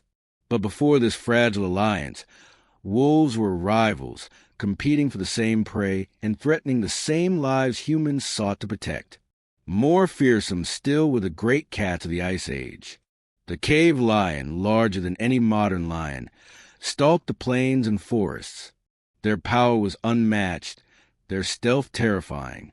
They, too, were drawn to caves for shelter, which often meant humans had to choose between braving the cold or risking a deadly confrontation to claim those dark hollows. Even more legendary were saber-toothed cats, whose massive fangs could pierce deep into flesh. To face such predators in open snow was to face death. These beasts ruled the night, ambushing from shadows, their paw prints in fresh snow a haunting warning that humans were not alone. Bears were another formidable presence. Cave bears, towering and powerful, occupied many of the same shelters that humans sought. During winter, some hibernated in the depths of caverns, but a disturbed or hungry bear could spell disaster for an entire clan. Confrontations were rare but deadly, and humans often avoided bear-claimed caves altogether. Still, the bones of cave bears, found arranged in patterns within shelters, suggest humans not only feared them but may have revered them, weaving them into myths as powerful spirits of the winter wilderness. And yet, not every animal was an enemy. Many beasts were prey, their lives essential for human survival. Reindeer herds migrated across snowy plains, bringing meat, hides, sinew, and bones in their wake. To track and follow these herds was to secure winter sustenance. The woolly mammoth, majestic and colossal, provided not just food but also materials for clothing, tools, and even shelter. Hunting one was unimaginably dangerous, but the reward was enough to feed a clan for weeks. The steppe bison, woolly rhinoceros, and even smaller animals like hares and birds were part of the delicate balance of predator and prey in this frozen age. Hunting these creatures was itself a battle against nature. Winter hunts were brutal. Snow concealed tracks. Winds carried human scent farther, and prey animals grew desperate, skittish, and stronger in their survival instincts. A single mistake could mean wasted energy or, worse, fatal injury. Hunters moved silently, coordinated with hand signals, and relied on knowledge passed down through generations. Sometimes, they drove prey into natural traps, ravines, pits, or ambushes near rivers. Spears tipped with flint or bone were their weapons, and fire itself sometimes became a tool to drive animals into disadvantage. The hunt was not just about food. It was about proving humanity's place in a dangerous world. The contrast was constant. Inside the shelter, warmth and safety gave a fragile sense of control, but outside, every step into the snow meant entering contested ground. A hunter could set out in the morning in search of reindeer, and instead find himself stalked by lions. A clan could follow mammoth tracks for days only to encounter wolves feeding on the carcass before them. This tension shaped prehistoric psychology. The world was not a safe place waiting to be harvested. It was a battlefield where survival was always at stake. And yet, through these struggles, humans began to carve a unique path. Unlike other animals, humans did not rely solely on strength or instinct. They adapted, they crafted better weapons, developed group strategies, and eventually learned to tame one of their rivals.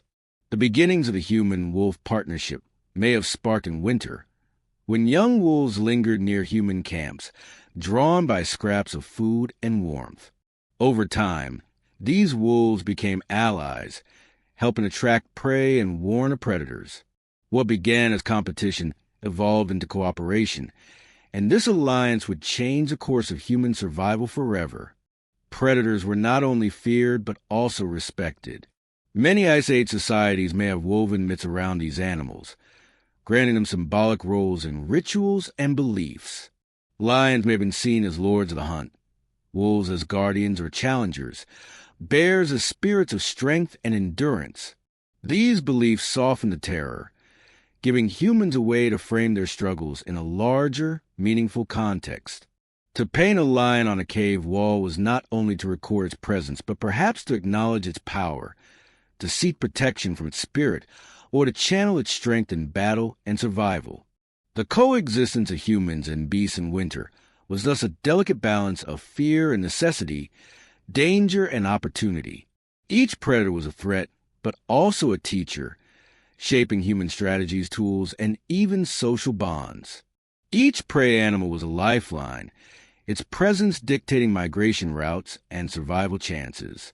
The Ice Age was not a world humans dominated, but one they shared, precariously, with creatures stronger and faster. In the end, what separated humans was not their muscles or claws, but their minds.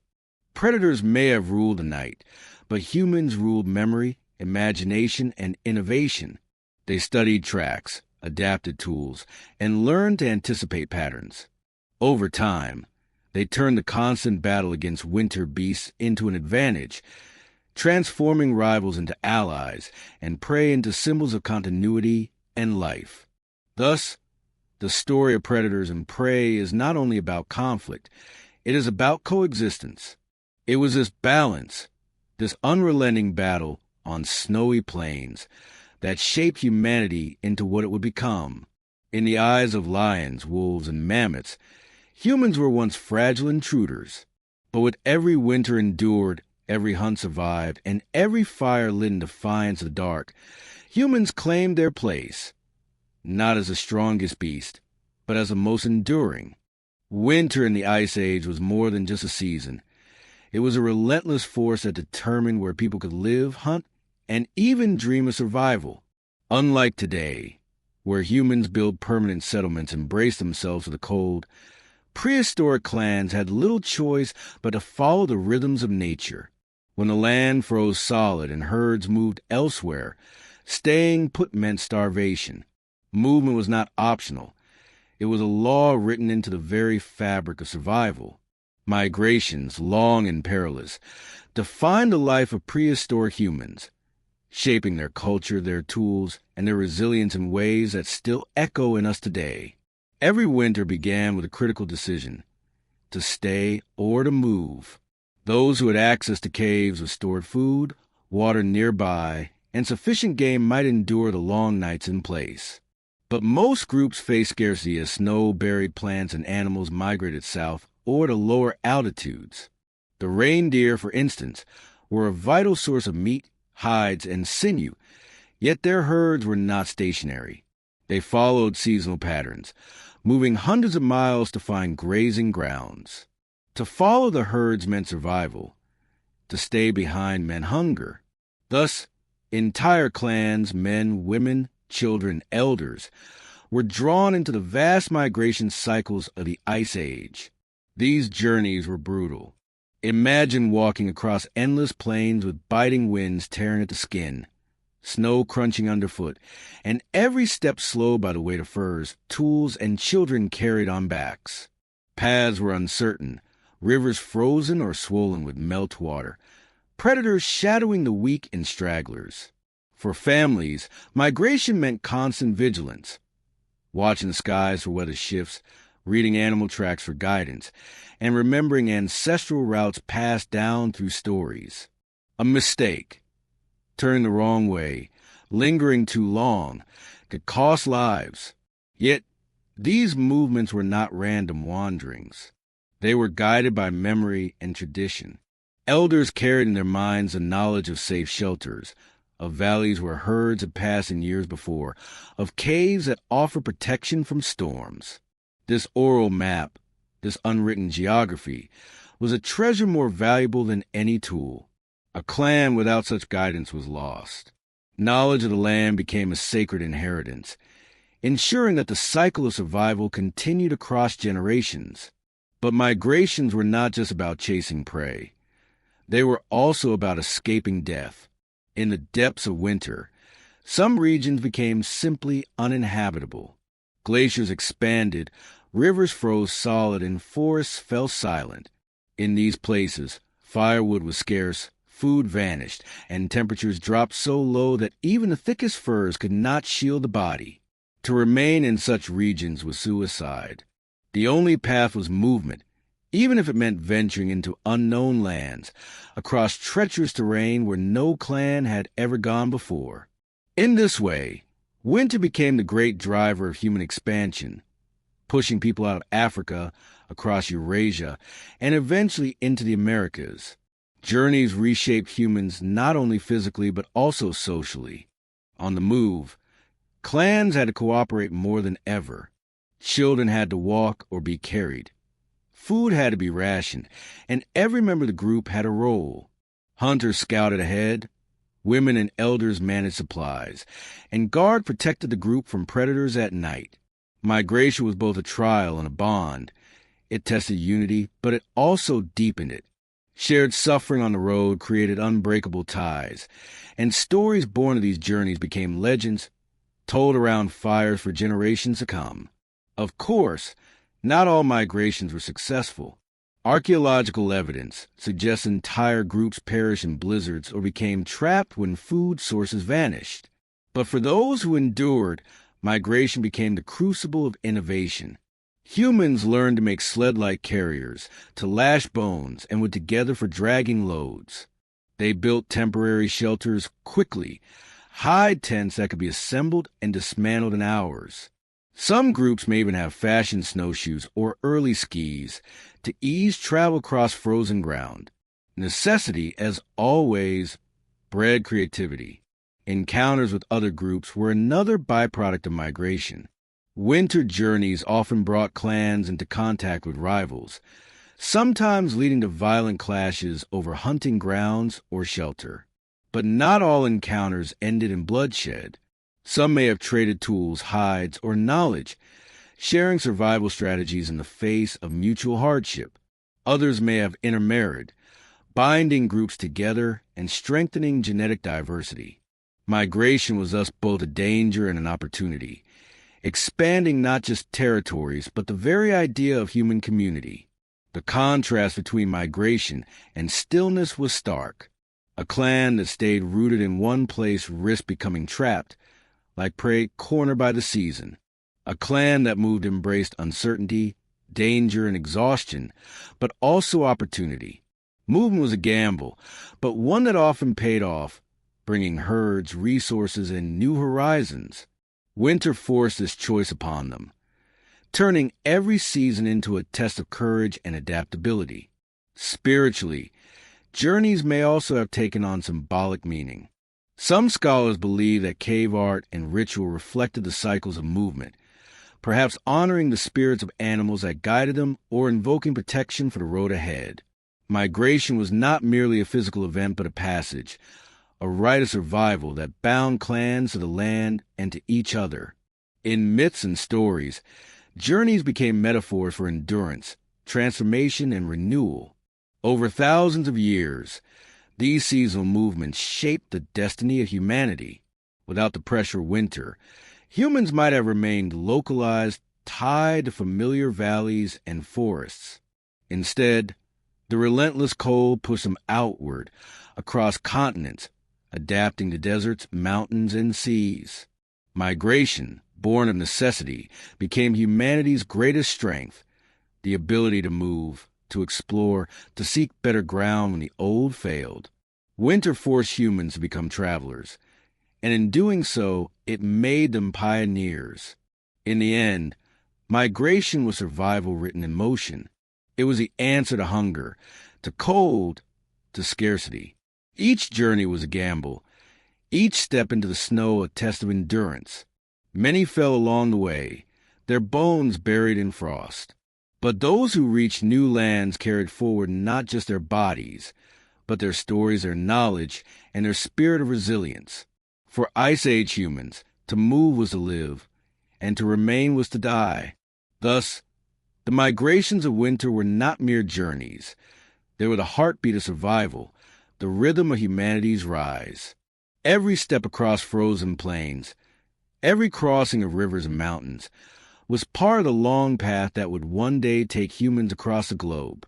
Winter was both enemy and teacher, its icy hand guiding humanity's restless march forward. Winter in the Ice Age was not just a test of survival for the living.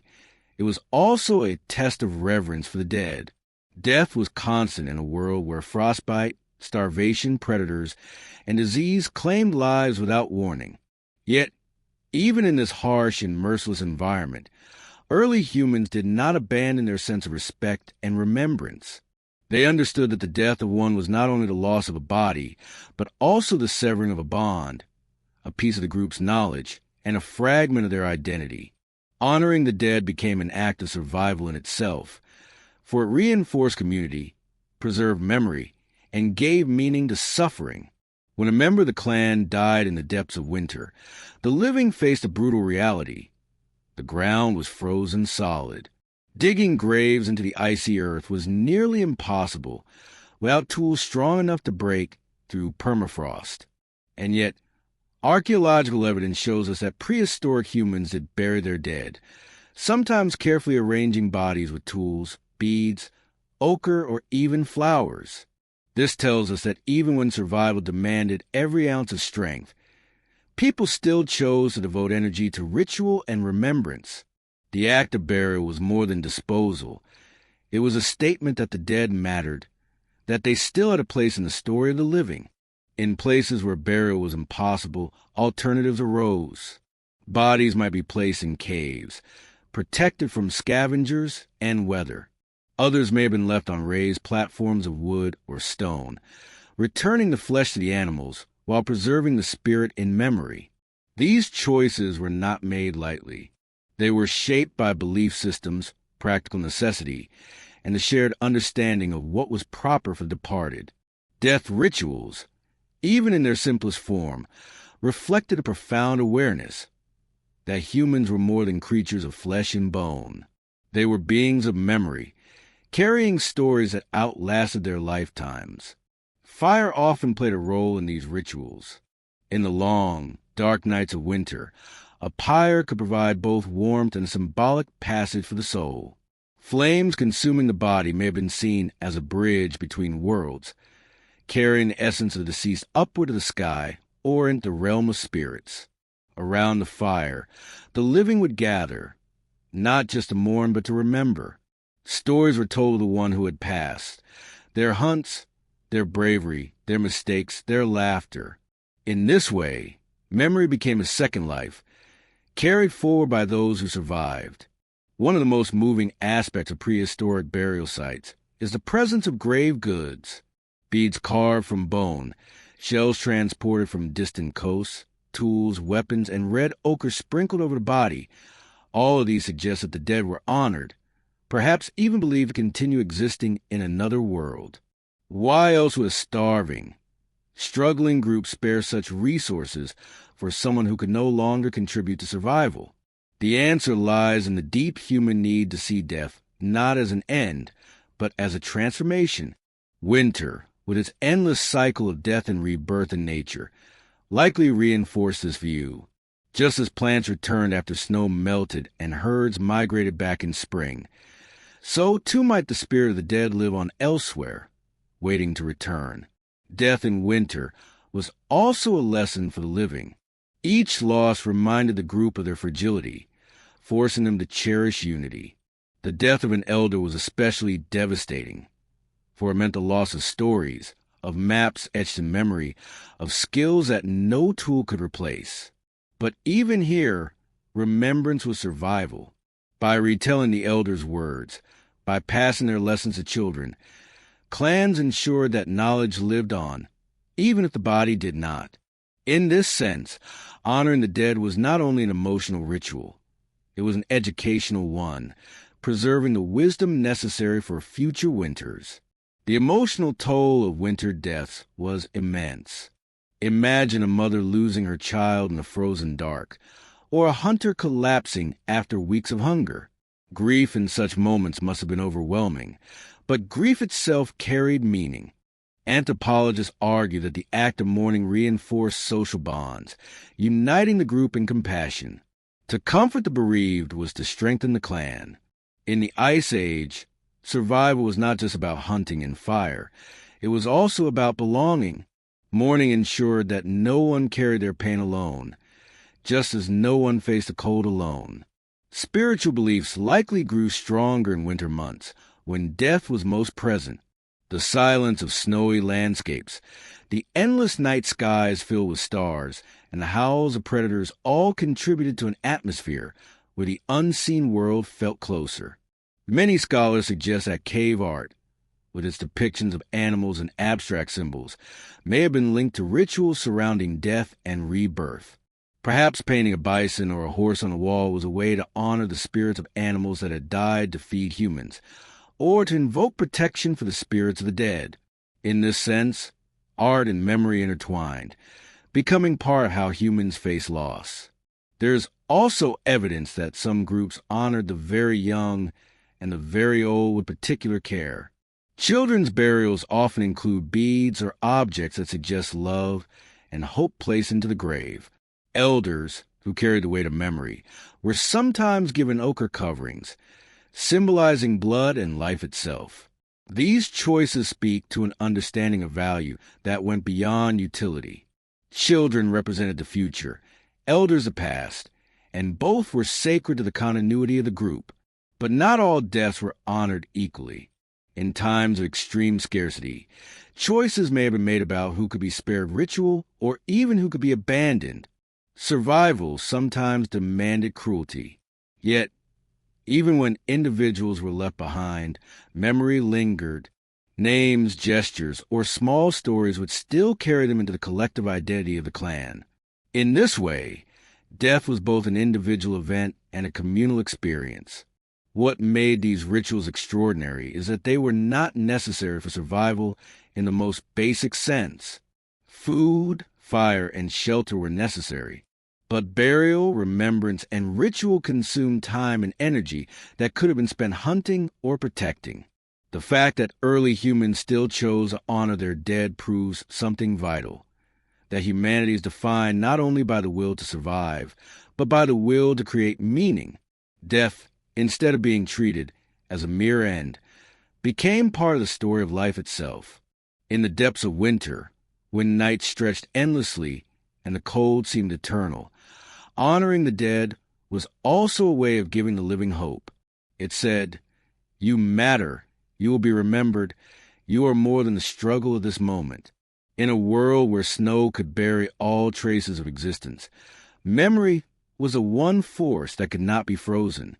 Through rituals, stories, and symbols, Ice Age humans ensured that their loved ones lived on, not in flesh, but in spirit, in wisdom, and in the firelight of remembrance. Thus, winter was not only a season of loss, but a season of memory. Death tested the resilience of prehistoric humans, but memory transformed that test into continuity. Every burial mound, every painted cave wall, Every story whispered beside the fire was a triumph over the silence of death. In the coldest months, when survival itself seemed impossible, memory kept humanity alive, not just physically but spiritually. The story of prehistoric winter survival is not just a tale of endurance. It is a story of transformation. The bitter cold, the endless nights, and the constant threat of starvation and death did not only shape the daily struggles of early humans, they shaped the very course of our evolution, our culture, and our spirit. To understand why modern humans think, create, and live the way we do, we must return to those frozen landscapes where our ancestors fought for every breath and forged traits that endure within us today. Winter, in its merciless severity, acted as a crucible, refining humanity into something stronger, more intelligent, and more connected than any other creature on Earth. From a biological standpoint, winter survival demanded innovation. Those who learned to store fat, to weave clothing from animal hides, and to build shelters that trapped warmth had greater chances of survival. Over thousands of years, natural selection favored those with not only physical resilience but also mental adaptability. The human brain became our most powerful weapon, because brute strength alone could not fight the cold. The ability to imagine, to plan, and to create tools was born a necessity in these unforgiving climates. Without winter pressing against them like an unyielding wall, humans might never develop such a strong drive for innovation. Fire, for example, was more than warmth. It was a turning point in human evolution. Mastery of fire expanded diets by making food safer and more digestible, giving humans more energy for brain growth.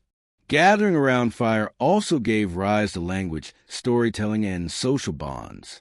The pressure of long winters forced humans to share, to coordinate hunts, and to distribute resources.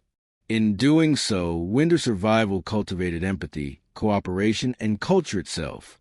The icy winds that once threatened extinction instead forged bonds of kinship that remain the foundation of human societies. Winter also shaped the way humans viewed time and the cosmos. To endure long, dark months, people needed to anticipate seasons, to remember migrations of herds, and to prepare stores of food. This reliance on cycles gave birth to the first calendars, the first observations of stars, and the first myths about the turning of seasons. The very concept of time as a wheel, a cycle of death and rebirth, may have emerged from watching winter give way to spring. In this way, winter survival did not just shape our bodies and behaviors, but also our deepest spiritual and cultural ideas. Art, too, carries the mark of winter. In caves across Europe, some of the most breathtaking paintings are found deep within chambers far removed from sunlight. Why would people venture into such frozen darkness to paint? One answer lies in ritual.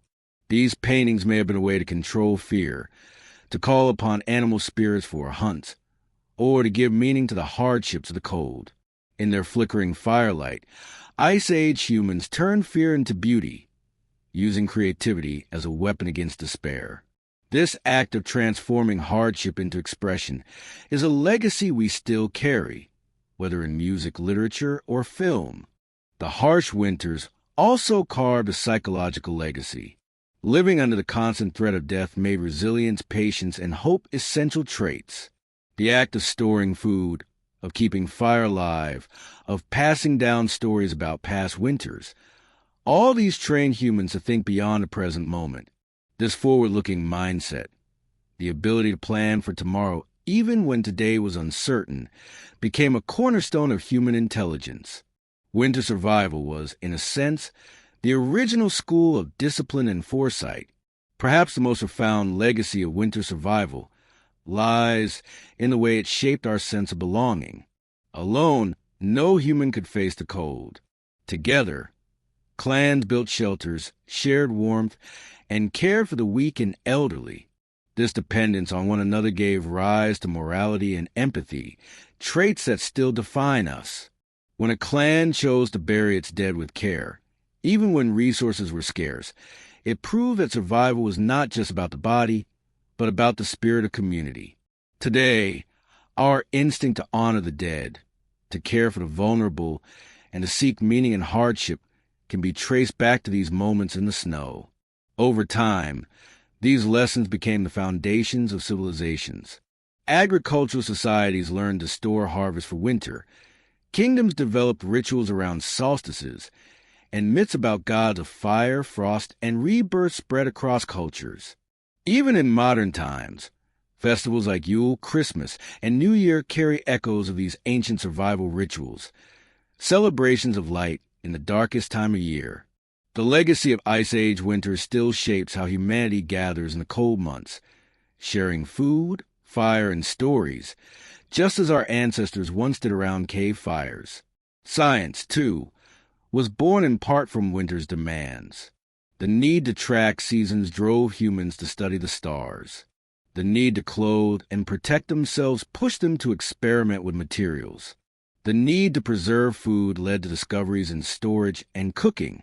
Each advance was not luxury, but necessity born of hardship. In this way, winter was a relentless teacher, and humanity was its most attentive student. Even our myths of heroism are shaped by winter's shadow. Legends across cultures tell of figures who endure the cold, who bring fire, or return life after death. These stories are echoes of the real struggles our ancestors faced, nights when they huddled together and prayed for dawn. Winter survival gave humanity not only tools and skills, but a narrative, the story of triumph against impossible odds. That story still resonates today, whether in tales of explorers braving the Arctic or in the quiet resilience of people enduring personal hardships. In the end, the legacy of winter survival is visible in every aspect of our humanity. It is in our intelligence, sharpened by necessity. It is in our creativity, born from fear and transformed into art. It is in our social bonds, tested by hardship and strengthened by compassion. It is in our rituals, which still celebrate warmth, light, and community during the coldest times of year. Winter survival was not just a seasonal struggle. It was a forge in which humanity was made. When we look at ourselves today, our languages, our myths, our technologies, our empathy, we are looking at the legacy of those ancient winters. The cavemen who sat around fires, wrapped in furs, guarding against the darkness, were not merely surviving the season. They were shaping the destiny of our species. Their struggle is our inheritance, their resilience our foundation, and their triumphs our story. Winter tested humanity, but also defined it. Without the cold, we might never have become truly human. As we step away from the frozen landscape to the Ice Age and return to the present, it becomes clear that the story of prehistoric winter survival is more than a chapter of ancient history. It is a mirror reflecting truths about ourselves. The cavemen who huddled around flickering fires, who carved shelters from mammoth bones, who risked their lives to hunt in the snow, were not so different from us. Their struggles, though framed in the raw elements of cold and hunger, echo in our own battles with uncertainty, fear, and the desire for meaning. The Ice Age did not just test humanity, it forged it, and the lessons our ancestors learned in those winters still resonate in the modern world. The first lesson is resilience. For prehistoric humans, survival in winter meant facing the impossible and refusing to surrender. The cold was relentless, food scarce, predators near, but the will to live was stronger. This resilience is a part of our inheritance. It lives in the modern human spirit, visible not just in times of great crisis, but also in everyday endurance. When we adapt to change, recover from hardship, or stand together in times of disaster, we are reenacting the same determination that kept our ancestors alive through Ice Age winters. The second lesson is innovation. Winter forced humans to think beyond instinct. The making of fire, the construction of insulated shelters, the fashioning of clothing, the storage of food. These were not accidents, but deliberate acts of creativity born of necessity. The world we live in today, filled with technology and comfort, has its roots in those ancient sparks of ingenuity. Every invention, from the stone axe to the digital screen, carries the same thread: the human ability to create solutions when survival demands it. The Ice Age reminds us that innovation is not luxury. It is survival's closest ally. The third lesson is community. Alone, a single human could not withstand the Ice Age. It was only by forming clans, sharing food, tending fires together, and honoring the dead that survival was possible. This reliance on one another forged empathy and morality, traits that remain central to who we are. Even in the modern world, where individuals often feel isolated, the truth remains: we survive best when we care for each other. The warmth of community, whether around a prehistoric fire or a modern dining table, is still humanity's greatest defense against the cold of existence. The fourth lesson is meaning. The Ice Age was not only a physical trial, it was a psychological one. Death was constant, suffering unavoidable, and yet humans chose to create rituals, tell stories, paint cave walls, and bury their dead with care. These acts remind us that survival is not enough. Humans need purpose. Our ancestors sought to transform fear into belief, hardship into story, and loss into memory. In doing so, they discovered that meaning itself is a form of survival. This is as true today as it was then. We seek meaning in our work, our families, our traditions, because to live without it is to exist without warmth. Winter survival also teaches us humility.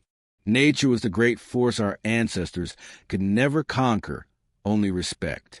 The snow, the cold, the predators, they were reminders of humanity's vulnerability.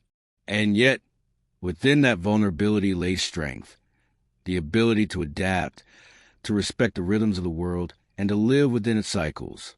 In our modern age, where we often feel detached from nature, the Ice Age offers a sobering reminder. We are still part of this planet, still bound to its seasons, still relying on its balance.